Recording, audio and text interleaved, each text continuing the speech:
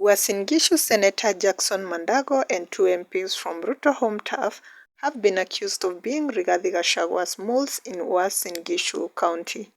According to Uasin Gishu Governor Jonathan Bill Chelilim, Senator Mandago, Keses MP Julius Ruto and Soy MP David Kiplagat are Rigathi Gachagwa's moles in Uasin Gishu.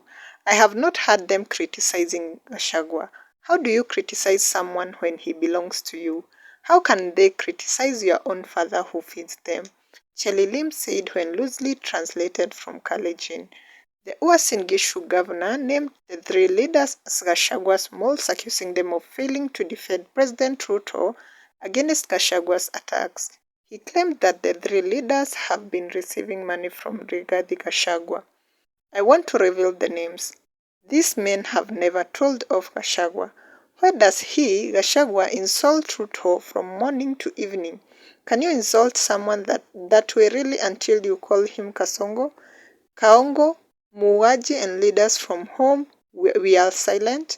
I have never heard our MP, David Kiplagat, Keses MP and Senator Madogo criticizing Gachagua, but we had said that they are sharing the same bed, Chelilim said.